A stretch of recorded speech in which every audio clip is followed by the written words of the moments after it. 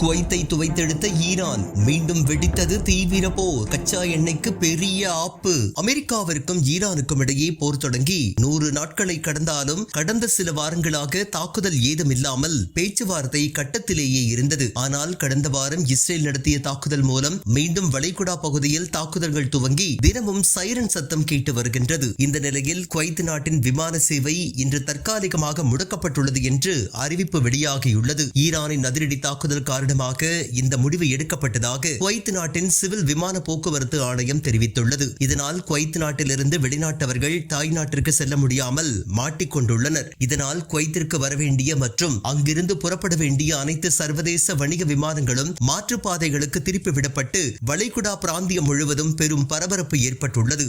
ஈரானின் இஸ்லாமிய புரட்சிகர காவல்படை பிரிவு அமெரிக்க படைகளுக்கு எதிராக பதில் தாக்குதல்களை நடத்தியுள்ளது. இந்த தாக்குதல்கள் குவைத், பஹ்ரைன் மற்றும் ஜோர்டான் நாடுகளில் உள்ள அமெரிக்க தளங்களை இலக்காக கொண்டு நடத்தப்பட்டதாக ஈரான் செய்தி அறிக்கைகள் தெரிவிக்கின்றன. இந்த தாக்குதல்களில் சுமார் 18 இலக்குகளை ஈரான் தாக்கியிருப்பதால் மத்திய கிழக்கில் மீண்டும் போர் பதற்றம் ஏற்பட்டுள்ளது.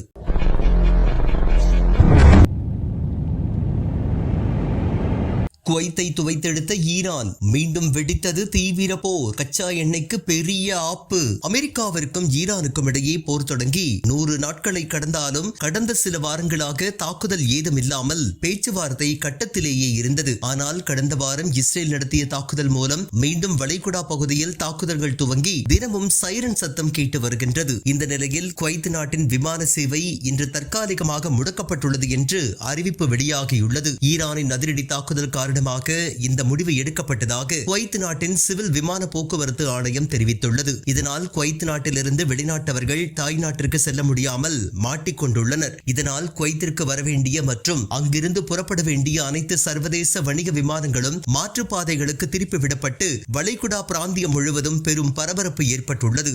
ஈரானின் இஸ்லாமிய புரட்சிகர காவல்படை பிரிவு அமெரிக்க படைகளுக்கு எதிராக பதில் தாக்குதல்களை நடத்தியுள்ளது. இந்த தாக்குதல்கள் குவைத், பஹ்ரைன் மற்றும் ஜோர்டான் நாடுகளில் உள்ள அமெரிக்க தளங்களை இலக்காக கொண்டு நடத்தப்பட்டதாக ஈரான் செய்தி அறிக்கைகள் தெரிவிக்கின்றன. இந்த தாக்குதல்களில் சுமார் 18 இலக்குகளை ஈரான் தாக்கியிருப்பதால் மத்திய கிழக்கில் மீண்டும் போர் பதற்றம் ஏற்பட்டுள்ளது.